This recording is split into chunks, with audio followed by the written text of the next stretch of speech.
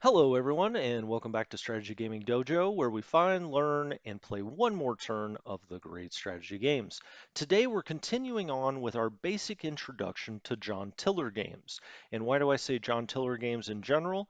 And that is because if you learn his gaming system, you can play any of his games, stretching all the way back to 1494 in a game he calls Renaissance all the way up to his modern campaigns, which would pit NATO against the Warsaw Pact, of course. So we're learning that system, kind of just looking at the basics of how that system works so that you can jump in and play any of the Tiller games. And you may say, well, how is that possible? Well, we kind of looked at that last time, and that is this parameter data.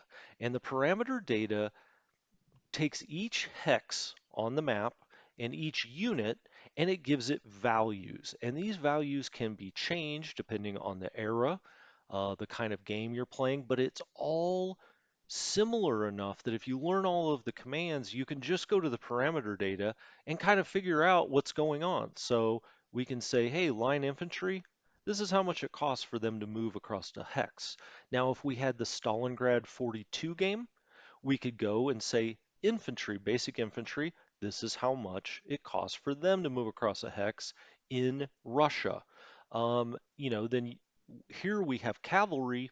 In the World War II game, we would have armor, right, or motorized. So these games can be leveraged and they can do any era, and it's all based on this parameter data. So that's pretty exciting because he has a ton of games. I think they're a lot of fun and they're very, very well researched. You'll learn a lot about the battles. As you can see here, last time we went through the map and we're looking at the map just prior to the first battle of Bull Run.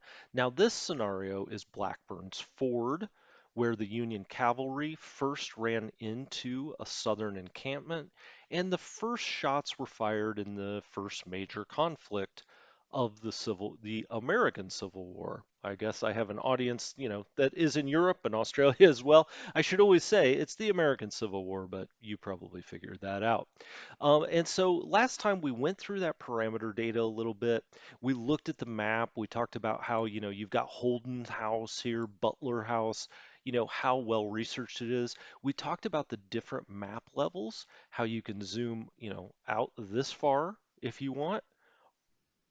You can do this 2D zoom that I started with. You can get in this close, and then you can even go 3D if that's your want. You could do that as well. You see a beautiful orchard here. Nice looking apples on the tree. And this, looks better than his games used to look. His games used to look kind of like this, except much, much worse.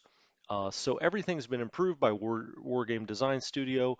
We talked about that as well. So this time I would like to kind of get into the view, what I call the view of the game, and all the different ways you can look at one of his games. So the view menu is here. And as I said last time, you have three different ways of picking things in this game. You could do it from the menu here. You could do it from hotkeys, and you see all the hotkeys are listed here. So if we wanted to play around with, what map view we were looking at, we could hit 1, 2, 3, 4, 5. Very simple, right? Or we could just say we want the 2D normal view and do it there. So there are three different ways you can do that, and I've shown you two. The third one is these view keys. All the green keys are the view keys. So let's say we want to zoom in. Let's say we want to zoom out. It's just plus and minus. Very simple, right? So there's three different ways. So you see all of these menus. You think about hotkeys when you read the rule book or something, and you see all these buttons and you think, gosh, this must really be confusing. It's not at all. It's just three different ways to do the same thing. So let's kind of go through these buttons. You have the zoom in, the zoom out. Pretty simple, right? And see, it's always listed as a tooltip right below here, full screen, or it's the slash if you want. So if you want to get rid of this over here, which is our kind of information panel, if you want to get rid of this, You can hit that and we go full screen. Uh, this would be if you've learned how to move units and fire well enough that you don't really feel like you need that up, or it's a smaller scenario. I always have this up. Now, as we talked about last time, and we'll get to a button for it, you can have this on the left, you can have it on the right, top or bottom, just wherever. That's personal preference, wherever you feel best. So that's full screen. Then we have the jump map. Okay, talked about that last time, of course, like every other jump map that's ever been made in the world. This just shows you the part of the map that this scenario is going to take place in. The yellow are little towns, and I think the red are units. So we'll get off the jump map there. The next one is labels. So you see all these great labels. It tells you ford. This is a ford where troops can pass. We talked about that last time. Dark blue, troops cannot pass. Light blue, they can pass. And you'll also see ford everywhere where troops can pass through. Mitchell's Ford, Black, it's labeled so you know. But the river is covered, or I guess it's not a river, it's a run, is colored differently. But if you just get tired or you think those labels are covering too much up, just click them off, click them on. Now, if we go up here, you can do the very same thing from up here. Map labels on, off. So it's really that simple. You just have, you have three different places where you can do all of the same things. I usually use the buttons. Once you get used to the buttons, it's pretty easy. I know, some people feel more comfortable just doing hotkeys, and after you've done this, a couple of his games long enough, you'll know the hotkeys like the back of your hand. But you've always got the buttons up here. You can come look. I like to play with the labels on. Then you have map coordinates, just shows you every hex, what its coordinate is. Usually play with that off, of course. I don't think we're going to play this way. Might be a little confusing. Contours. Now, one thing that Wargame Design Studio did is they really improved the way the contours look on the map. You can tell that this hex has more elevation than this hex. That did not used to be the case. You can really tell that this is kind of a outcropping with a bigger elevation than these hexes. And then you kind of go down into this little bitty, I don't know, canyon sort of area where the ford is, down towards the ford, the run. Um, but this looks pretty nice. Like you can tell the elevations. This is a higher elevation to a lower to an even lower. His games did not used to be that way. You just couldn't tell. Um, but they've got this thing called contours. You can turn those on or off if you want these to be brown, so you can really tell where those contours are. I don't think it makes much of a difference. I kind of like them to be black, to be honest with you. Same with slopes. You can turn these off if you want. If you don't want to see the slopes so that you can't see the topography here, maybe you just want to click on every hex and look at the elevation. Because when you click on a hex, this over here will tell you the elevation.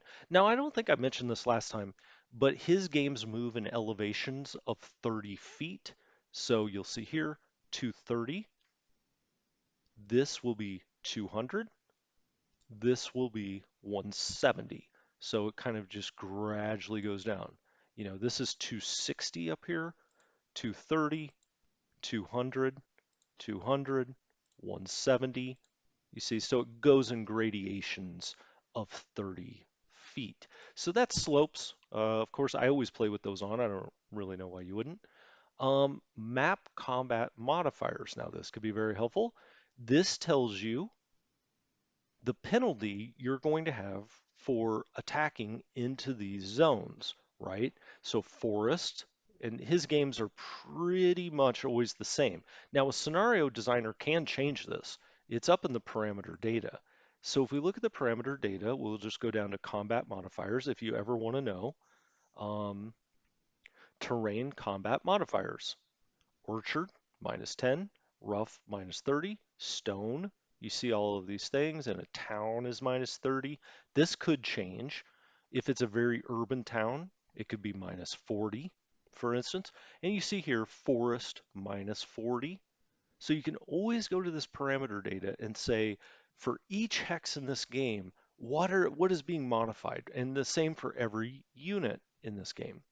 It's just a very good system in that way. So we've got our combat modifiers. Now, if you ever do have a question about the map elevations, you can bring this up here and it shows you, it starts at a base of 0, which I guess is 140 feet. 1 is 170, 2, and so on. Where's a 3? There's a 3. We have some 4s back here. So if you always ever have a question about the map elevations, of course, there's a button for that as well. Objectives. So we see these Confederate flags here. These are the objectives for a scenario. If we scoot back, they might be a little harder to see, but there's one there, there's one there, there's one there, here. You can also yeah, should I show you this yet? Nah, we'll come back to objectives in a minute. Um, when you come up here, it'll show you all the objectives. There's always menus for everything in this game, like, not just these menus. They will bring up dialog boxes that show you all of the objectives and how many points they are. But we'll get to that either in this episode or a future one. The point for this being is, if you didn't want those objectives being shown for some reason, you can turn them off. Turn them on, turn them off. Just like every other thing in this game, you can get the game looking like you want. Trench values. Now, we don't have any trenches here, so there's nothing really to show, but you could show the trench values if you have people digging in. So for instance, let's double click on this unit. Let's have it entrench. You see breastworks are being built. Now this is a 0 here because they haven't built anything. We haven't run a turn. But this would then tell you a 1, a 2 as they built up their entrenchment level. So we'll turn that off. Where were we? Yeah. Supply sources, I don't believe there are any in this scenario. It's a smaller scenario, so it's not needed. If you did have a bigger scenario going on, you can have supply sources where, let's say your wagon runs out, that you have to be within a certain number of hexes of the supply source. It's a little bit beyond what we're doing here. It's not hard to figure out, just like the rest of his system, but we're just not going to do it this time. So that's supply sources. Hex outlines, we could turn those off, and so now we really just see the elevations. I generally like to have hexes turn on. I don't know. I'm just old school that way. Headquarters, leaders on top. Now, what does this mean? So let's go down to these guys. This is Bonham. He's head of Bonham's brigade. You see this flag, okay? The flag with um, these unit icons means it's a leader. Now, we don't have to do them this way. We could do alternative unit symbols. Uh, Now those look kind of nice. To be honest with you, I usually play with these, but you see another flag over here, right? This is Longstreet. This is Bonham. But let's just go back to the regular mode.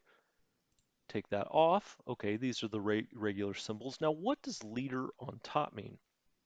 Well, if I can find it, there we go. Headquarters. Um, this will always put your leaders on the top of the stack. And the reason being is you don't want to lose track of where those guys are. In these games, in the Tiller games, your commanders have a certain command zone, and to they help your troops recover from disruption. That's their main focus, but they have to be close enough to them so you want to know where they are. I mean, you just want to have your leaders on top. But if for some reason you didn't, you'd rather see your other units, you can have the leaders not be on top. I always play with that on. I would always want to know where my commanders are. Um, this button here is, toggle units on and off. Maybe you want to get a better look at the terrain, what's happening in this area. And so you can just take the unit cards off the board. Nice thing about a computer, right? I mean, if you're playing a board game, and these games really do remind me of board, I mean, they are board games, right? But in a board game, taking all of these units off the board or picking them up, and then you can't remember where it was before. Here you can just toggle units on and off. The next one, unit bases. This really only goes to if you're playing in 3D mode. It will put a base underneath this, like they're a group of figurines. I never play in 3D, so it just doesn't matter.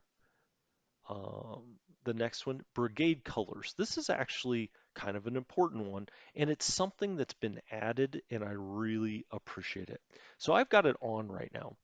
You will see this green stripe to the left of these units on their counter. So it's green, green, okay, green, great. Over here you'll see blue and blue. That means they're all in the same brigade. Now let's take that off. See, now you just have the naked counters and you can't see who's in command. So this is a very handy way of saying, oh, okay, Longstreet, Longstreet's brigade, these are his guys, and here too. These are all the guys he's commanding because they've got the green stripe. Um, if we look here, this is a different color of green. If I did have kind of a complaint, I would say sometimes these colors might be a little too close to each other. Now you can definitely tell this is a different green, right? But he is not with Longstreet, and it looks a little close. But I will say that happens very seldom. You can see all of Bonham's troops here, and you can see Bonham's brigade, the 8th South Carolina is. The 3rd South Carolina, Bonham's brigade. So their commander is here, but you can really tell that because of the blue when we do the brigade colors. Now, one kind of final thing on the view of the game that you have are these two yellow buttons. And what are these? We see visible hexes. So let's go get on a unit. Now, just talking about basic controls in this game, when you click on a hex, you may think, oh, well, I've selected this unit, right? Because you've got this flashing, hex symbol. You have not. You have selected the hex. So you're seeing the information about the hex. You're seeing that this unit is in the hex, but you have not selected the hex. So how do you select on the hex? Or, I'm sorry, how do you select on the unit? You either double click it and it lights up, you see, and you can double click it. Oh, you can right click and it will turn off, I think, or you get off the hex. So I guess I'm wrong. So if it's this dark color, the unit is not selected. But see, you can click on it over here, it lights up, and now the unit is selected. So just because you go to a hex like this hex, we have now selected this hex. We have not selected the unit yet. Okay, does that make sense? I hope it does. I mean, basically, here you've got the cannon, you've selected this hex, you can see the information of what's going on in this hex, but you haven't selected the cannon yet. To do that, you would either have to click in its pane here, or click off, click back on. You would have to double click it, and then it lights up. So these units are only selected when they light up. Now, while we're here, let's talk about what we see. Oh, I'm sorry. I had one. There was a reason I went and did that. Let's double click on the 1st Virginia. They are in Longstreet's brigade, so this is a battalion in Longstreet's brigade. And let's talk about these buttons. We've now selected it. What can these guys see? Well, there you go. Based on their elevation and the elevation around them, these are the hexes that they can see. And as might be, common sense, they can only fire at really what they can see. I guess technically, could you fire at something you don't see? Well, yes, but you couldn't even make it to this hex, right? Your gunfire would go up into space essentially because this is at a higher elevation. You can't get to it, right? So these are all the hexes in its visible range. This comes into fog of war, of course, what you can see, what you've identified. It comes into what you can fire at.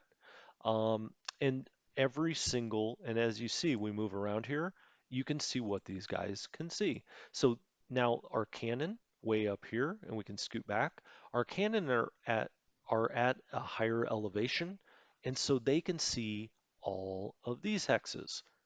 This would be where they can fire. If a Union force was here, they could not fire at it.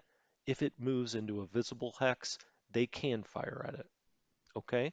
So as the Union forces come down the road, when we play a turn, if they stop right here, the cannon, assuming it's in range, can fire at them. And that's visible hexes. So you can turn that on and off. It's very handy. You will be using this all of the time. This is one of those where I actually do use the hotkey. So it's just V on and off, vision, what you can view. So there's that. The other yellow button is command range. And for that, we're going to need to double click on a commander. One thing I would like to point out, I guess I could do this with Bonham, is, when you have 2 units or more, because you have stacking, right? You can have up to 8 units, I think, in the parameters, and up to 1,000 men in each hex. Um, when you have multiple cards in a hex, you can either double click and light up the whole stack. You could then click on this and turn it off and only do Bonham. You could click off Bonham and only do the troops themselves. So as you can see, this is just how you select things in a hex. So let's look at Bonham, um, and let's click on command range. So he's lit up. If he was not lit up and we hit on command range, it's going to show us nothing. Even though the hex is outlined here, you've got to have him lit up to see. And there's his command range. So now you know essentially a brigadier general, a BG. A brigadier general has a command range of 3 hexes. 1, 2, 3, 1, 2, 3, 1, 2, 3, 3 all around. How else would we know that? Well, let's go to parameter data. Uh, Confederate command distances. Brigade, 3 hexes. So he's a brigade commander. He's got his own brigade. He's a brigadier general. His is going to be 3 hexes. Well, let's go to look at a different one. Who is this? PGT Beauregard. Uh, PGT is also a brigadier general, but he commands more troops. Let's see what his, got to click on him. Let's see what his command range is. You're like, oh, it didn't do anything. Actually, it did. You'll have to zoom way out here, right? He's commanding the whole army, and you can see what these guys are commanding directly underneath their name, Army of the Potomac. So if we go to our parameters and we look at Confederate command distances, Army, 28 hexes. He's commanding an army, and so if we counted all these out, they would be 28 hexes. And the way this game works is command works from brigade to division to army. And we'll get into that more when we talk a little bit more about commanders and what their stats mean. Here, I just right clicked, that's all I did, and you can start to see his stats, what he can do. But we'll get into that probably next episode when we talk about units in general, or maybe I'll just do one with commanders themselves. So those are all of the view buttons. Okay, and you can get to those all up here. You see brigade colors, trench values. It also has different highlights here, which are these brown buttons. We'll get into those in a future episode. I'm not going to do those this time, but it shows you all of this stuff, fired units, moved units, disrupted, etc. That's all of these brown buttons. And as you can see, once we're through those, we've looked at pretty much half of all of the commands or views that you need to know this game. So, visible hexes, we could turn that on from here. This is what Beauregard could see. And then if we want to turn it off, we can always just do the hotkey, that's off, command, off his command, and there you go. Excuse me. Now, the last thing that I want to talk about in this episode anyway, and try to keep this to about 30 minutes, is this display right over here. So let's go up here to this unit, the 1st Virginia, of Longstreet's brigade and talk about what we're seeing over here. Now, no matter what hex you click on in this game, you will get a hex information box over here that tells you all about that hex, whether there's a unit in it or not. So let's just do this hex right here. What do we know about this hex? It's clear, so there's a 0% modifier. Its combat modifier is 0% because it's clear. Its elevation is 170 feet. You can compare it to the one next to it, which is 140, 170. This is how much ammo is quote unquote in could be in the hex. We don't know how much is actually in there. It's unimportant for small scenarios. If you play a huge scenario, uh, supply and ammo may become important. For our purposes here, they are not. Now, what else could you find out about this? Well, if you hold down the right mouse button, this will show you the hex, and it will show you each hex side if something abuts it, what that is. So as you can see down here, we've got a creek and we've got a ford. When we right click here, creek, they call it a stream, same idea. Stream is a ford, uh, and you can see that for each hex side. Now what happens if we have a unit in the hex side we're looking at, or the hex, shouldn't say hex side, which means something very specific. Um, what if we have a unit in the hex? Let's right on that. It shows us there's a road to the north, which there is. There is a road here, which there is. So that's what, is on each hex side of this hex. And then it shows us how many troops are in here for stacking purposes. And it's 200, which makes sense. This 17th Virginian has 200 men, 200. Now, what happens when a gun is in here, though? It will show us 150. You're like, huh? There aren't 150 guns there. No, there are 3 guns, but for stacking purposes, they count 50 each. Each gun, and if we went up to the parameter data, we would see this.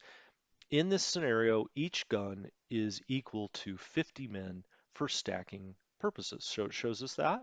Now there's nothing, there's no water, there's no trees or anything else around this hex, and so nothing else is shown. So just hold the right and that comes up. Now you may say, well, it looks like the same thing's happening with the units. Well, it is. And we'll get into units next time, what all of this means and how you can use that to play the game. It's simple leading to complexity, a complex game, but the information that the game gives you itself is pretty simple and pretty easy to access. So let's, right click on this. We'll see the 1st Virginia. We'll see its command structure. So the 1st Virginia is part of Longstreet's brigade. Longstreet's brigade is part of the Army of the Potomac.